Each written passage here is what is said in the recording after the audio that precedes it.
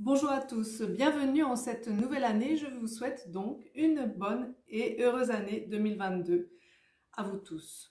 Alors, dans cette vidéo, je veux faire une rétrospective 2020-2021 grâce à la numérologie et parler de 2022, de ce qui nous attend. Alors, la numérologie, c'est ce qui se cache derrière les nombres. Je l'utilise de temps en temps, mais surtout pour moi. Mais ce qui me fait faire cette vidéo, c'est que j'ai vu aux informations un radio crochet. Il posait des questions aux gens dans la rue et spontanément, eh bien, les gens parlaient de fraternité. Et c'est vrai que l'année 2022 est le 6 et c'est effectivement la famille, la fraternité, l'harmonie.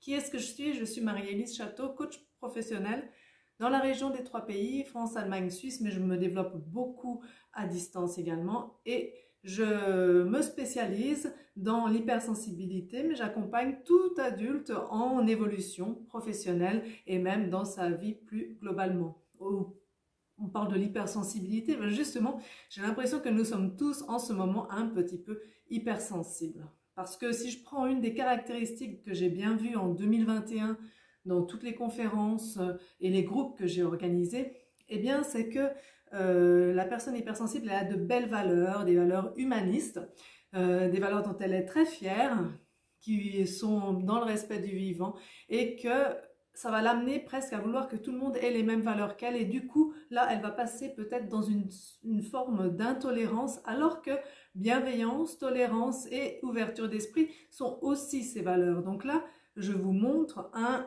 paradoxe, elle en a d'autres, mais c'est un des paradoxes de la personne hypersensible. Et là, avec tout ce qui se passe en fin 2021, début 2022, bien, je crois que nous sommes tous un petit peu devenus hypersensibles. Alors la numérologie, comment ça marche? On additionne simplement les chiffres de la date. Si je prends 2020, ça fait bien sûr 2022 plus 2, 4. Ça fait 4. Et le 4, eh bien, c'est la construction, la fondation, les fondations. Alors on peut dire, mais au contraire, qu'est-ce qui s'est passé? Non, tout a été chamboulé en cette année où il y a eu le confinement, où est venu le virus. Et effectivement, on a cette sensation, mais c'est pour mettre justement des fondements nouveaux. On a vu que le télétravail est arrivé, les écrans pour les enfants, et on n'a pas pu voyager. On voit le voyage autrement. Donc tout ça, c'est rentré dans nos vies, ça nous a forcé à un voyage intérieur aussi. Mais justement, et on voit bien que ce sont des fondements qui maintenant sont vraiment ancrés dans nos vies et qui vont rester pour longtemps. Donc c'est bien vérifié. Et aussi... Ça, et à chaque fois, il y a un incrément de 1, hein, vous vous en doutez bien. Donc 2021, c'est 2 plus 2 plus 1, 5. Eh bien, là, c'était l'année de l'évasion de la liberté. Et effectivement, comme on était plutôt confinés, enfermés, cloîtrés l'année avant, eh bien, c'était vraiment la possibilité de sortir, c'était vraiment comme une évasion. On a vu qu'on s'est remis à voyager grâce à ce mot qui commence par V en 6 lettres qui se finit par 1. Et bien là, on a pu reprendre à peu près, en tout cas, une vie normale. Ça a en tout cas enlevé des peurs et on a eu un semblant de vie normale. On s'est remis à voyager. Et on peut dire aussi que ce mot liberté, de plus en plus, hein, dans les sujets de conversation, il revenait. C'était vraiment au cœur de nos préoccupations. On l'a entendu beaucoup.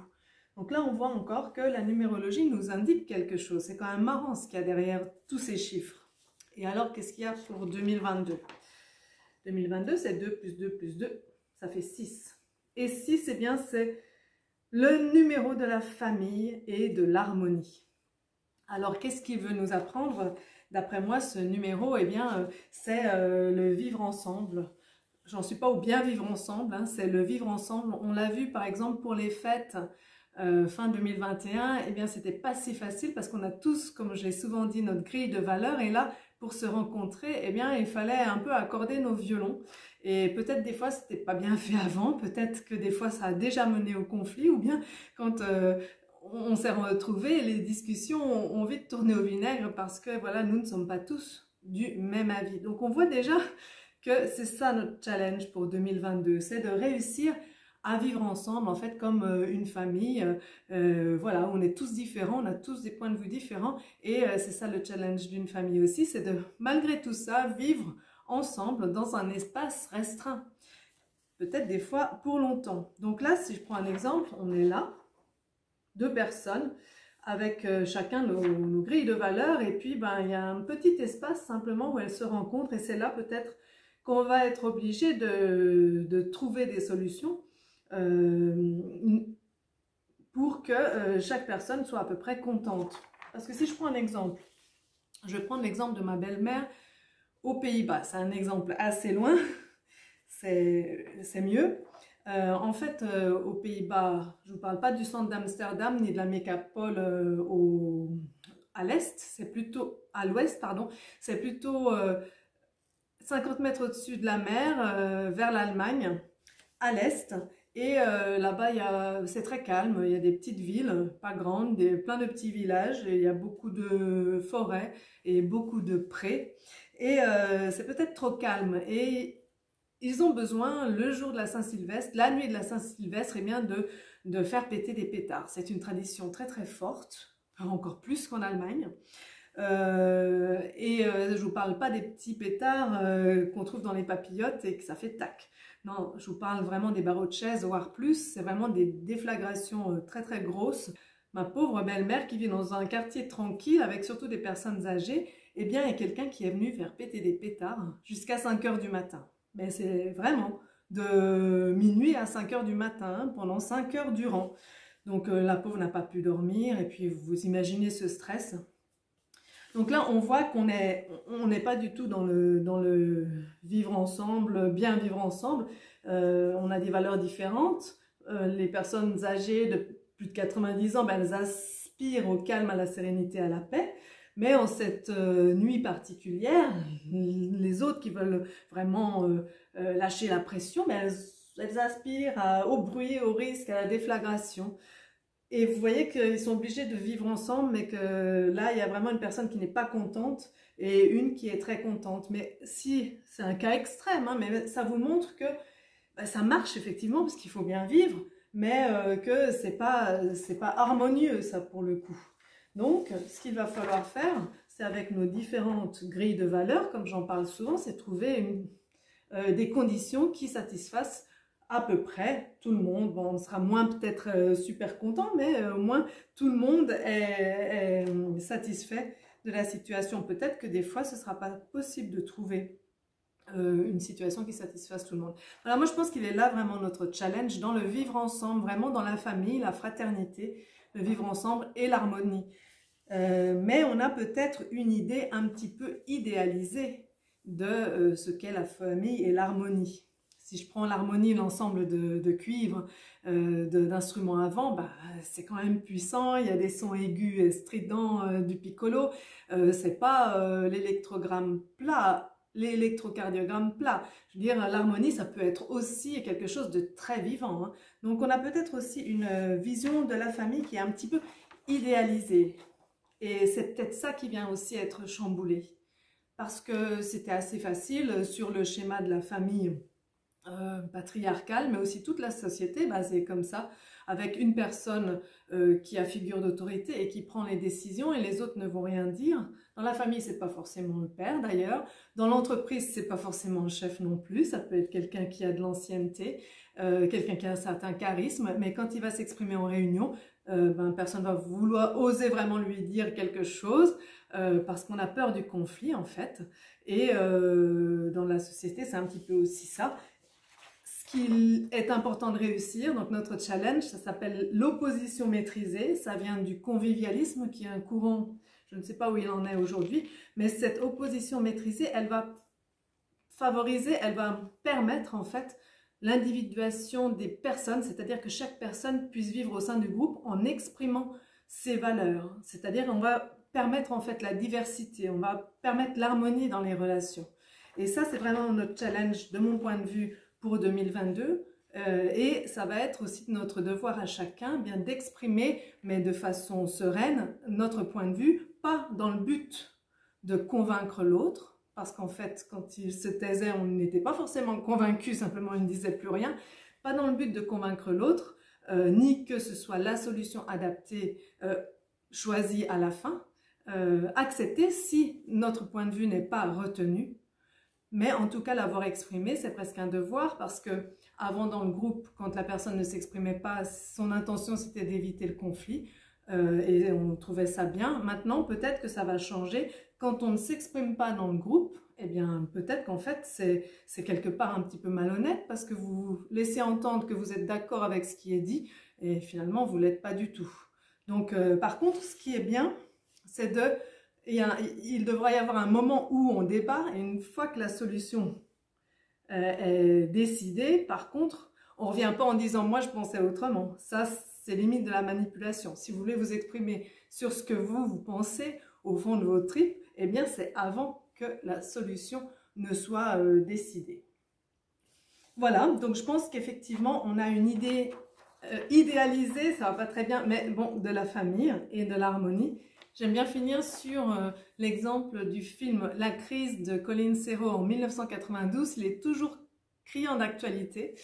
Et il y a une scène sur la famille justement où Vincent Lindon, qui a tout perdu, il a perdu son travail, sa secrétaire et sa femme le quittent. Et il va voir pendant une semaine, ses enfants sont avec leurs grands-parents aux vacances d'hiver. Et il va avoir ce temps pour lui pour bien comprendre qu'est-ce qui lui arrive en fait. Il va rencontrer plein de gens et dont Michel Laroche qui a aussi ses propres problèmes. Elle est femme de médecin et ensemble ils vont aller chez une amie à elle qui en fait a une famille recomposée. Donc ils vont tous partir et se préparent tous à partir pour les vacances d'hiver de ski. Et dans cet appartement, ça va être un défilé en fait. La famille recomposée, c'est à peu près 6 adultes et puis une quinzaine d'enfants. Ils arrivent tous, ils rentrent dans le grand appartement parisien tour à tour. Chaque fois que quelqu'un entre, Michel Laroche lui explique à Vincent Lindon, ils sont assis chacun sur une chaise. Elle lui explique les liens de parenté, les prénoms, c'est assez compliqué. Et lui, il est un peu effaré, c'est un brouhaha en fait dans cet appartement et puis voilà, il y a vraiment de la vie, les enfants bougent dans tous les sens, ils sont excités à l'idée d'aller en vacances ensemble. Et puis il y a une scène où un enfant a oublié un cahier pour faire les exercices de maths et une mère qui crie bon après ça, il trouve une solution.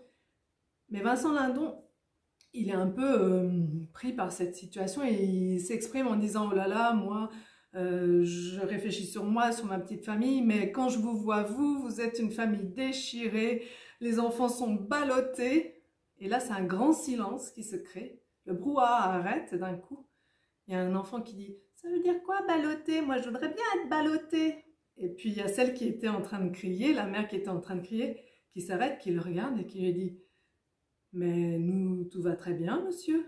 C'est peut-être vous qui n'allez pas bien. » Et alors là, on voit dans sa tête l'idéal, la famille idéale qui s'écroule encore un peu plus.